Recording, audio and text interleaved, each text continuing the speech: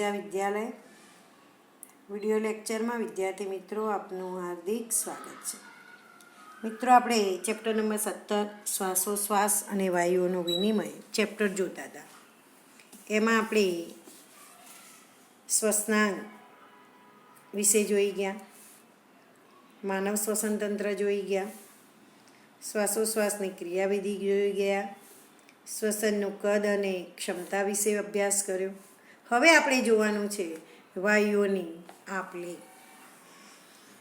તો હવે વાયુઓની આપલે માટેનું પ્રાથમિક સ્થાન કયું છે? તો વાયુ કોષ્ટો એ વાયુ વિનિમયનું પ્રાથમિક સ્થાન છે। વાયુઓનું વિનિમય રુધિર અને પેશીઓ વચ્ચે પણ થાય છે। O2 અને CO2નું આ સ્થળે વિનિમય દબાણ ઓબ્લિક સાંદ્રતા ઢોળાંશ આધારિત સરળ પ્રસરણ દ્વારા થાય છે। વાયુઓની દ્રાવ્યતાની સાથે સાથે પ્રસરણમાં સંકળાયેલ સ્તરની જાડાઈ પણ પ્રસરણના દર ઉપર અસર કરતા કેટલાક અગત્યના પરિબળો છે। વાયુઓના મિશ્રણમાં કોઈ વિશેષ વાયુની દબાણમાં ભાગીદારીને આપણે આંશિક દબાણ કહીએ છીએ।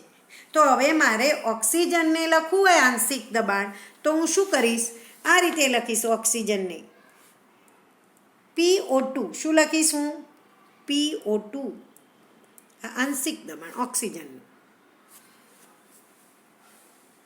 અને કાર્બન ડાયોક્સાઇડને PCO2 થી દર્શાવીશ, PCO2 થી દર્શાવીશ।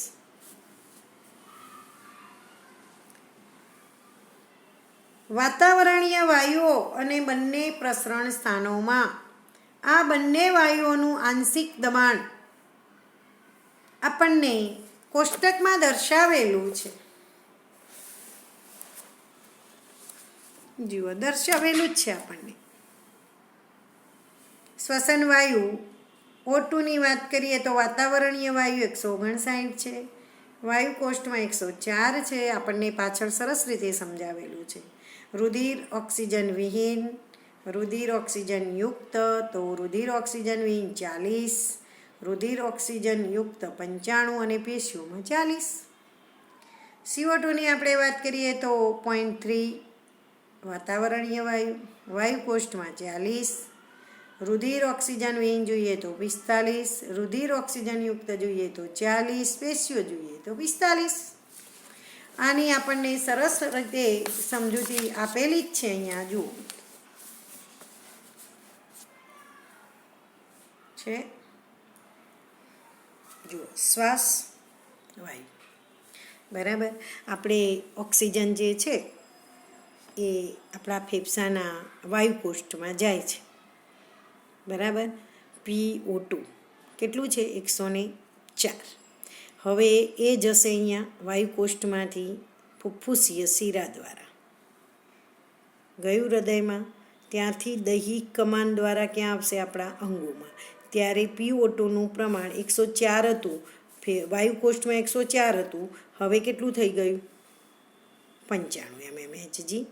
હવે વિવિધ અંગો કાર્યરત થશે, દેહધાર્મિક ક્રિયાઓ કરશે, એટલે કયો વાયુ ઉત્પન્ન થશે? CO2।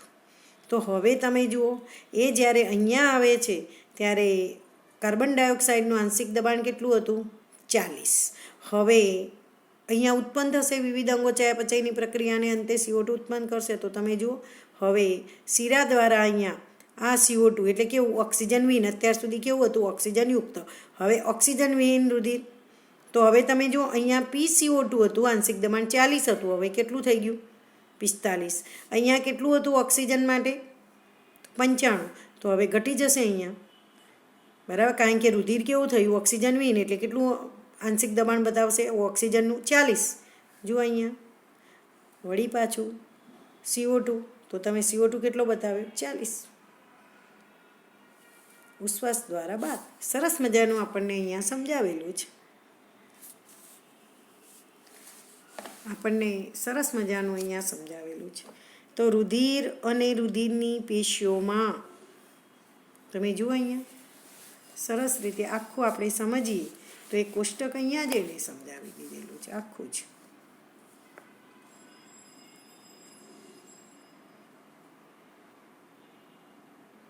શરીરની પેશીઓ બતાવેલી છે.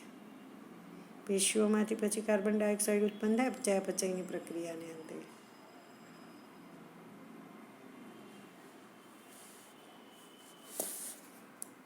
છે ને સમજાવેલું.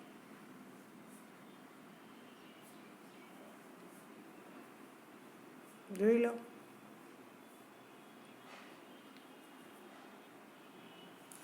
એકસો 4, પછી 95, પછી 40. અહીંયા જોજો કાર્બન ડાયોક્સાઇડ અહીંથી ચાલુ કરો. 45, 40. અહીંયા કેટલો હતો? 40. ચાલો હવે આપણે આગળ જોઈએ તો અહીંયા પણ આપણને વાયુકોષ્ઠ અને એની ફરતે આવેલી આખી રચના બતાવી છે. ફુફ્ફુસ વાહિકા સાથે વાયુકોષ્ઠના છેદની રેખાકૃતિ આપણને બતાવી છે. તો રુધિર અને રુધિરથી પેશીઓમાં ઓક્સિજન માટે સાંદ્રતા ઢોળાંશ દર્શાવે છે. સમાન રીતે CO2 માટે વિરુદ્ધ દિશામાં ઢોળાંશ હાજર હોય છે. એટલે કે પેશીઓથી રુધિર અને રુધિરથી વાયુકોષ્ઠોમાં CO2ની દ્રાવ્યતા O2 કરતાં 20-25 ગણી વધારે હોય છે. પ્રસરણ સપાટીમાંથી પ્રતિ એકમ આંશિક દબાણથી પ્રસરણ થવાવાળી CO2ની માત્રા O2ની તુલનામાં ખૂબ વધુ હોય છે. પ્રસરણ સપાટી 3 મુખ્ય સ્તરોની બનેલી હોય છે, જેવી કે વાયુકોષ્ઠનું પાતળું લાદીછમ અધિચ્છદ. આ પાતળું લાદીછમ અધિચ્છદ છે.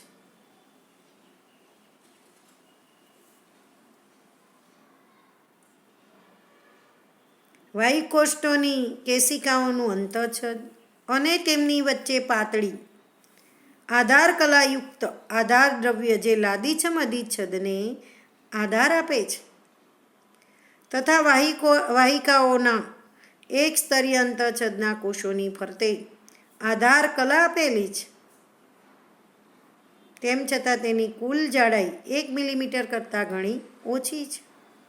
એટલા માટે આપણા શરીરમાંના બધા કારકો O2નું વાયુકોષ્ઠથી પેશીઓ અને CO2નું પેશીઓથી વાયુકોષ્ઠમાં પ્રસરણ માટે અનુકૂળ હોય છે. તો અહીંયા હવે આપણે આ વાયુઓનું વહન જોવાનું છે. O2 અને CO2ના વહન માટે રુધિર એક માધ્યમ છે. લગભગ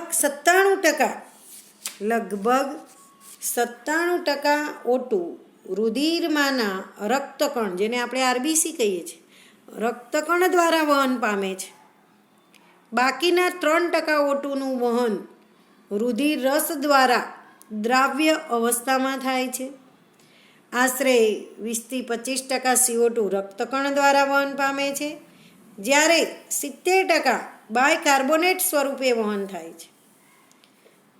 આશરે 7% CO2 રુધિર રસ દ્વારા દ્રાવ્ય અવસ્થામાં વહન થાય છે.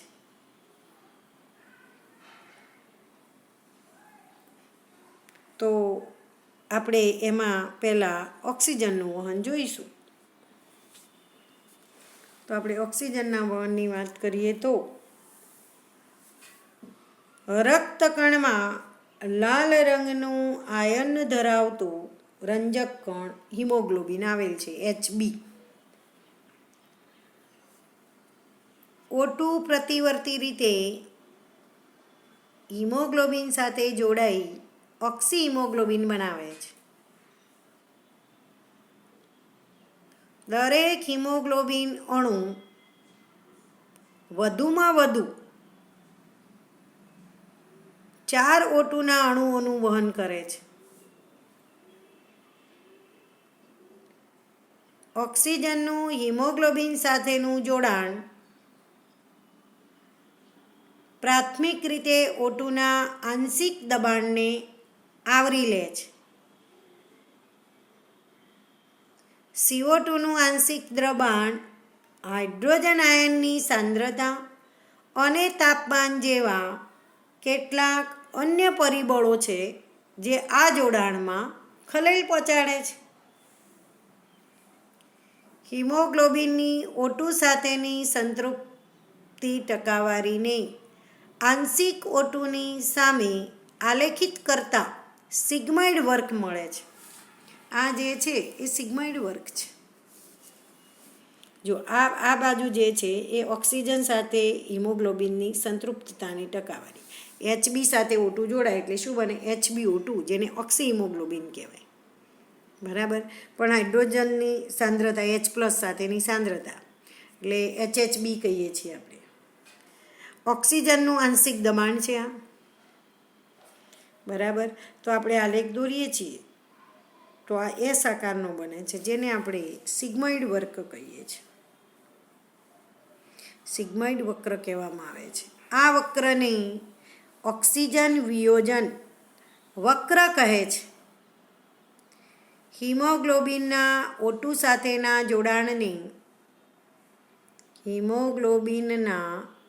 સાથેના જોડાણને પ્રભાવિત કરતા આંશિક CO2, H+ની સાંદ્રતા વગેરે જેવા પરિબળોની અસરના અભ્યાસમાં ખૂબ જ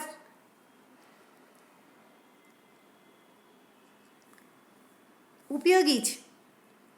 વાયુકોષ્ઠમાં ઊંચું આંશિક O2 લો અને નીચું આંશિક CO2 લો. ઓછી H+ની સાંદ્રતા અને નીચું તાપમાન જેવા પરિબળો ઓક્સી હિમોગ્લોબિન બનાવવા સાનુકૂલિત છે. જ્યારે પેશીઓનું નીચું આંશિક O2, ઊંચું આંશિક CO2, ઊંચી H+ની સાંદ્રતા અને ઊંચા તાપમાનની સ્થિતિ ઓક્સી હિમોગ્લોબિનમાંથી ઓક્સિજનના વિયોજન માટે સાનુકૂળ છે. આ સ્પષ્ટ રીતે એવું દર્શાવે છે કે ઓક્સિજન હિમોગ્લોબિન સાથે ફેફસાની સપાટીએ જોડાય છે અને પેશીઓમાં વિયોજન પામે છે. ફરી એકવાર આ સમજવા જેવું છે.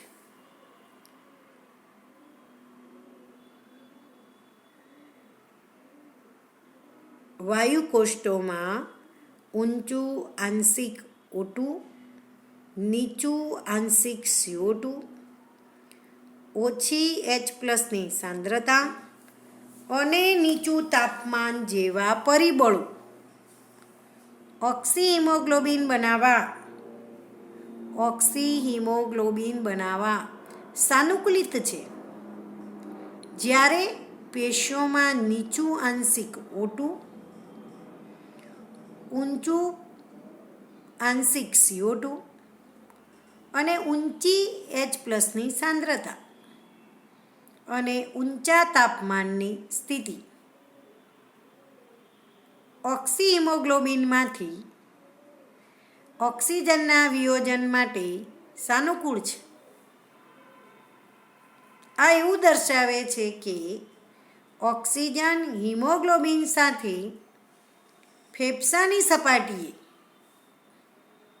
જોડાય છે અને પેશીઓમાં વિયોજન પામે છે. સામાન્ય દેહધાર્મિક પરિસ્થિતિમાં દર 100 મિલી ઓક્સિજનયુક્ત રુધિર આશરે 5 મિલી O2 પેશીઓને પહોંચાડે છે. તો મિત્રો, આપણે આ ઓક્સિજનનું વહન જોયું. એવી જ રીતે આપણે જોવાનું છે કાર્બન ડાયોક્સાઇડનું વહન.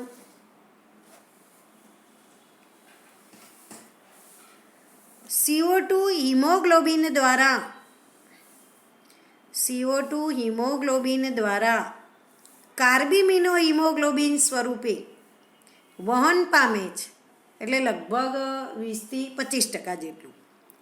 આ જોડાણ CO2ના આંશિક દબાણ સાથે સંબંધિત છે આંશિક ઓટુનું દબાણ એ જોડાણને અસર કરતું મુખ્ય પરિબળ છે.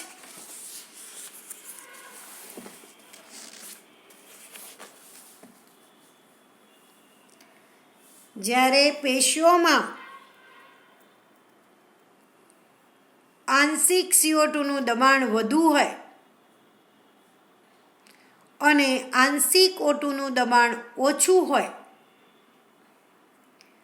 ત્યારે કાર્બન ડાયોક્સાઇડનું જોડાણ વધુ, પરંતુ જ્યારે વાયુકોષ્ઠોમાં આંશિક CO2નું દબાણ ઓછું અને આંશિક O2નું દબાણ વધુ હોય ત્યારે CO2નું કાર્બિમિનોહિમોગ્લોબિનમાંથી વિયોજન થાય છે. એટલે કે પેશીઓમાં હિમોગ્લોબિન સાથે જોડાયેલ CO2 વાયુકોષ્ઠોમાં મુક્ત થાય છે. કાર્બનિક એનહાઇડ્રેજ ઉત્સેચકની ખૂબ ઊંચી સાંદ્રતા રક્તકણોમાં અને ઓછી માત્રા રુધિરરસમાં પણ હોય છે. તો આ ઉત્સેચક આપણે જોઈએ તો નીચે આપણને પ્રક્રિયા આપી છે. CO2 પ્લસ H2O કાર્બનિક એનહાઇડ્રેજ ઉત્સેચક પ્રતિવર્તી ક્રિયા છે. જુઓ, કાર્બનિક એનહાઇડ્રેજ ઉત્સેચકની હાજરીમાં H2CO3 બનાવે છે અને આ જ H2CO3નું વિઘટન થાય છે કાર્બનિક એનહાઇડ્રેજ ઉત્સેચકની હાજરીમાં. તો HCO3 માઇનસ આયન અને H પ્લસ છૂટા પડે છે. પેશી સ્તરે અપચયને કારણે CO2નું આંશિક દબાણ ઊંચું હોય છે. તેથી CO2 રુધિરમાં પ્રસરણ પામે છે અને HCO3 માઇનસ અને H પ્લસ બનાવે છે. વાયુકોષ્ઠ સ્તરે જ્યારે આંશિક CO2નું દબાણ નીચું હોય છે ત્યારે પ્રક્રિયા વિરુદ્ધ દિશામાં થાય છે. જે CO2 અને H2O બને છે. આ રીતે પેશી સ્તરે CO2 બાયકાર્બોનેટ સ્વરૂપે ગ્રહણ થાય છે અને વાયુકોષ્ઠ સ્તરે વહન પામેલ CO2 બહાર મુક્ત થાય છે. આપણે જોઈને આકૃતિ અહીંયા વાયુકોષ્ઠ સ્તરે અહીંથી જ મુક્ત થાય.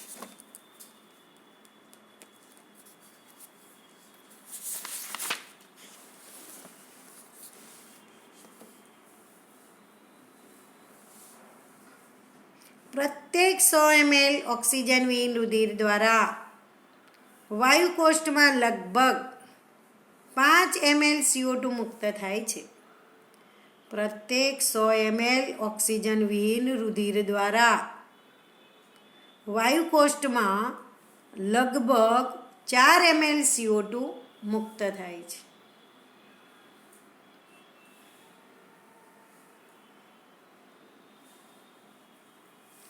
શ્વસનનું નિયમન આપણે જોઈએ તો મિત્રો આપણે અહીંયા O2 અને CO2ના વહનની વાત કરી. સૌથી અગત્યની થિયરી છે.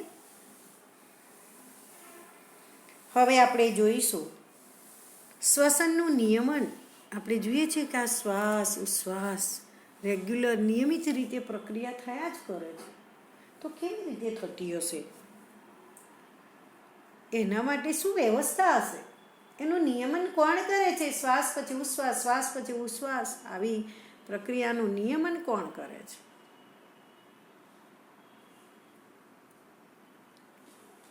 તો એવી પરીક્ષામાં થિયરી પૂછાય છે. શ્વસનનું નિયમન તો માનવમાં તેના શરીરની પેશીઓની જરૂરિયાત અનુસાર શ્વસનની લયબદ્ધતા સંતુલિત અને સ્થિર રાખવાની એક મહત્વપૂર્ણ ક્ષમતા હોય છે. આ નિયમન ચેતાતંત્ર દ્વારા થાય છે. મિત્રો, આ નિયમન ચેતાતંત્ર દ્વારા થાય છે. મગજમાં આવેલ લંબમજ્જા પ્રદેશમાં વિશિષ્ટ શ્વસન લયબદ્ધતા કેન્દ્ર આવેલું હોય છે, જે પ્રાથમિક રીતે શ્વસનના નિયમન માટે જવાબદાર છે. આપણે પાછળ મગજનો ઊભો છેદ દોરીશું ને ત્યારે લંબમજ્જાની અંદર એક ભાગ છે જેને પોન્સ કહેવામાં આવે, જેને આપણે સેતુ કહીએ છીએ. આપણે પાછળના ચેપ્ટરમાં જોઈશું, આકૃતિ મગજના ઊભા છેદની દોરીશું ને ત્યારે આ વિસ્તારનો અભ્યાસ આપણે કરીશું.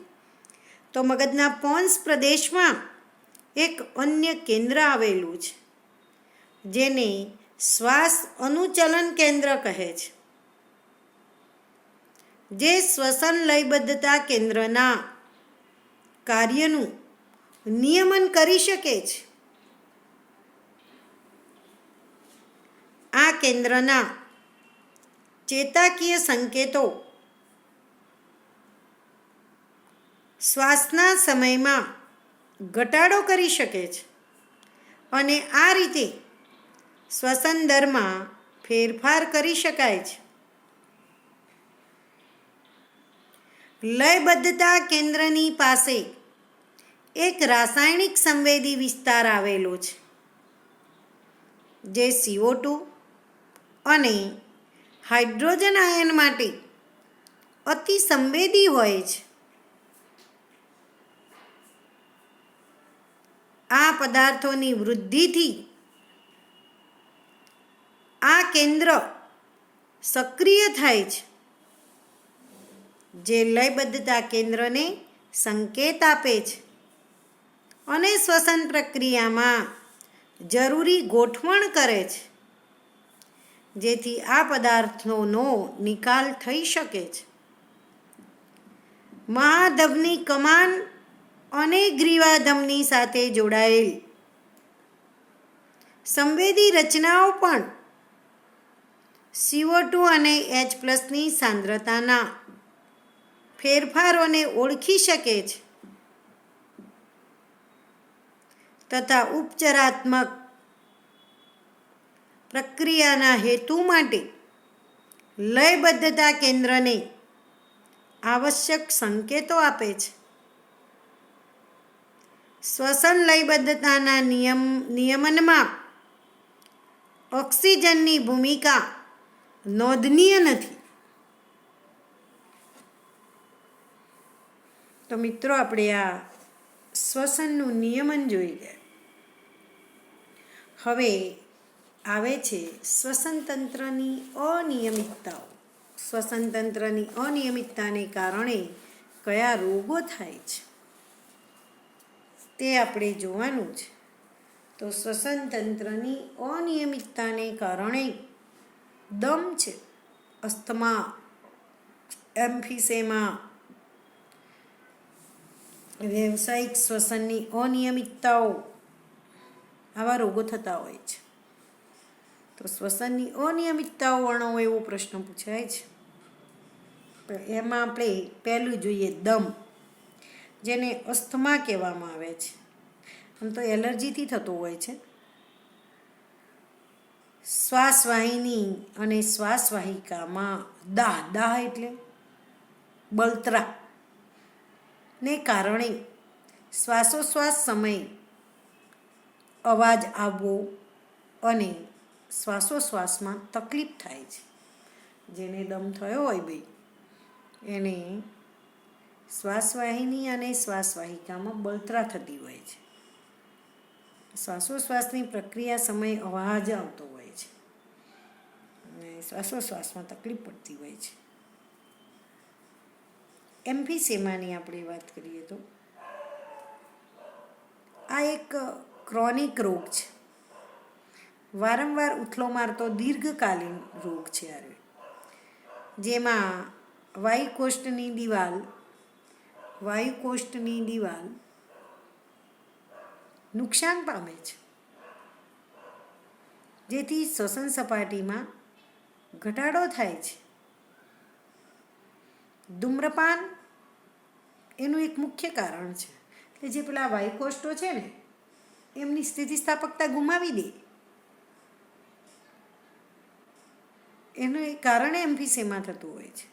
એટલે કે ક્રોનિક રોગ છે. ક્રોનિક એટલે વારંવાર ઉથલો મારતો દીર્ઘકાલીન રોગ છે, જેમાં વાયુકોષ્ઠની દિવાલ નુકસાન પામે છે, એટલે સ્થિતિસ્થાપકતા ગુમાવી દે છે, જેથી શ્વસન સપાટીમાં ઘટાડો થાય છે.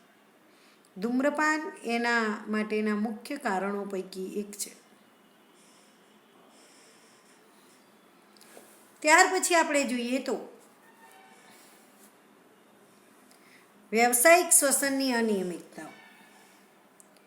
કેટલાક ઉદ્યોગો જેમાં મુખ્યત્વે જ્યાં પથ્થર ઘસવાનું અથવા તોડવાનું કામ થતું હોય ત્યાં એટલી ધૂળના કણો નીકળે છે કે જે શરીરની સુરક્ષા પ્રણાલી આ પરિસ્થિતિને સંપૂર્ણ રીતે પહોંચી વળતી નથી.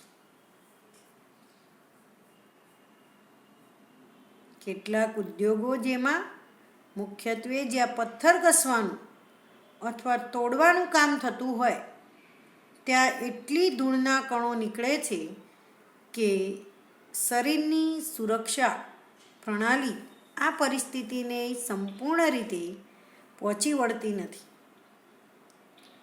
લાંબા ગાળે સોજા ઉત્પન્ન થાય છે,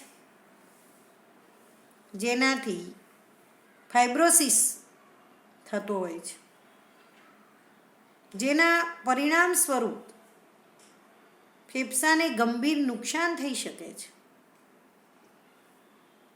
આ ઉદ્યોગોમાં કામ કરનારાઓએ મુખ પર માસ્કનો ઉપયોગ કરવો જોઈએ. તમે જો માસ્કનો ઉપયોગ તો આપણે આ કોરોના આવ્યો ને ત્યારે જ કર્યો, બાકી કરીએ. આવા બીજા પણ રોગ છે, એસ્બેસ્ટોસના રેસાથી થતો હોય છે. તો આવા રોગને વ્યવસાય પ્રેરિત રોગો કહેવાય. હવે પથ્થર ઘસવાનું કામ ચાલતું હોય ત્યાં કામ કરવાવાળા જે લોકો હોય એને આ તકલીફ થઈ શકે.